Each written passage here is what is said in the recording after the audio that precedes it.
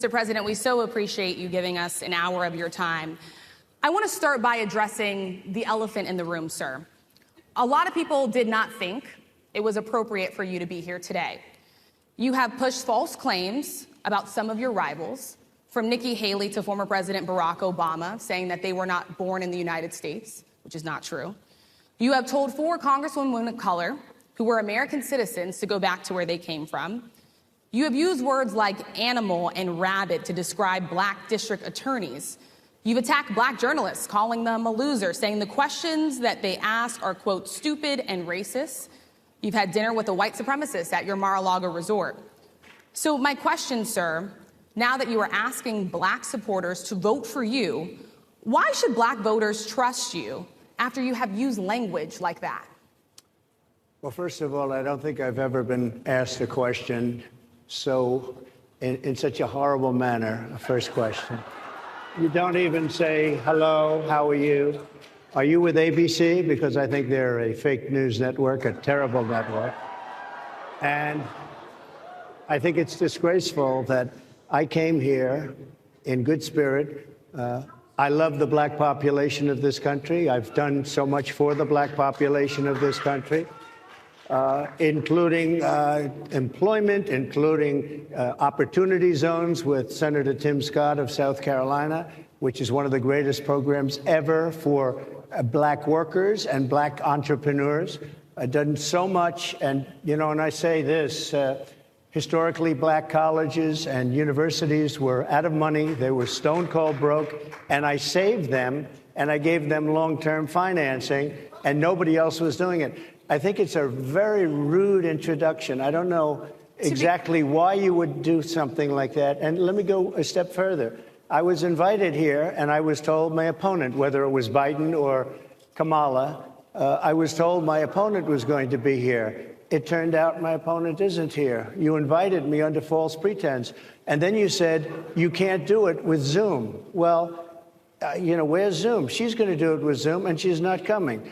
And then you were half an hour late. Just so we understand, I have too much respect for you to be late. They couldn't get their equipment working or something was wrong. Mr. President, I would love if you can answer the question on your rhetoric and why you believe that black voters should trust you with another 4 years. I have been the best president for the black population since Abraham Lincoln. That's my answer. Better than President Johnson, who signed the Voting Rights Act? And for you to start off a question and answer period, especially when you're 35 minutes late because you couldn't get your equipment to work, in such a hostile manner, I think it's a disgrace. Let me just ask a follow-up, sir, and then we'll move on to other questions here.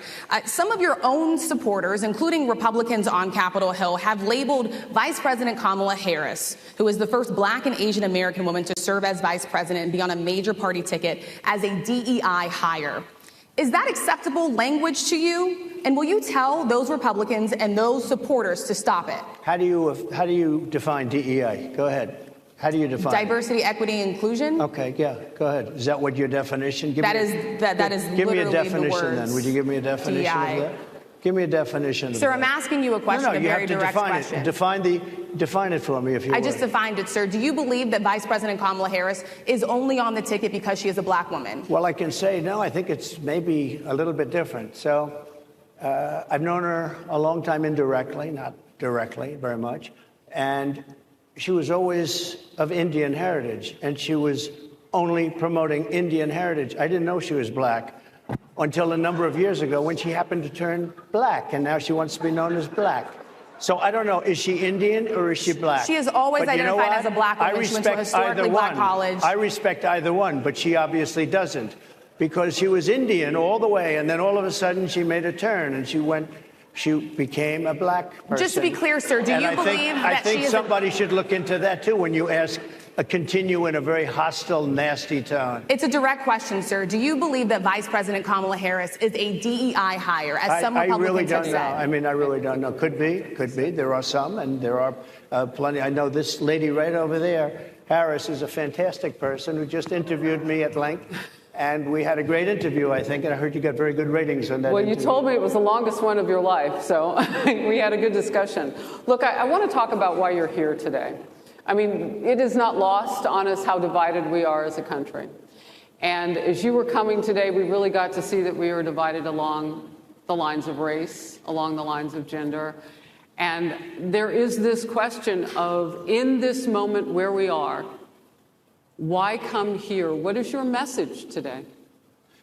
My message is to stop people from invading our country that are taking, frankly, a lot of problems with it. But one of the big problems, and a lot of the journalists in this room I know and I have great respect for, a lot of the journalists in this room are black. I will tell you that coming from the border are millions and millions of people that happen to be taking black jobs. You had the best. What exactly is a black job, sir? A black job is anybody that has a job. That's what it is. Anybody that has a job. All right. And Mr. President, they're taking the employment away from black people. They're coming in, they're invading. It's an invasion of millions of people, probably 15, 16, 17 million people. I have a feeling it's much more than that. And everybody's been seeing what's happened. The first group of people, the black population, is affected most by that. And Kamala is allowing it to happen. She's the border czar. She's the worst border czar in the history of the world. There's never been a border czar like this. She's never even essentially been. She said she was there once, but not the right part of the border.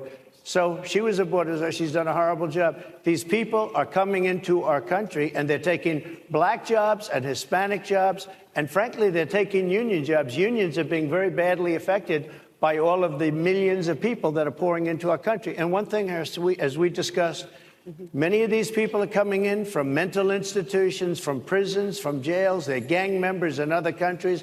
Other countries are setting loose their prisoners. They're opening up their prisons and their mental institutions, and they're taking their bad people, drug dealers, gang members, and they're bringing them into the United States. And by the way, their crime rate is going down, and our crime rate is going to be a disaster. Mr. President, I want to get into how you address some of the issues with black communities. And I say that plural because we live in communities of color that are different. We're not all the same. We don't vote the same. We don't think the same. True. It's not monolithic.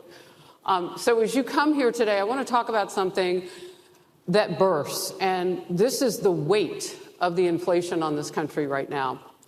The nonprofit Money Management International recently released data from its mid-year analysis that we have found a 52% rise in people who are seeking counseling for being in credit debt.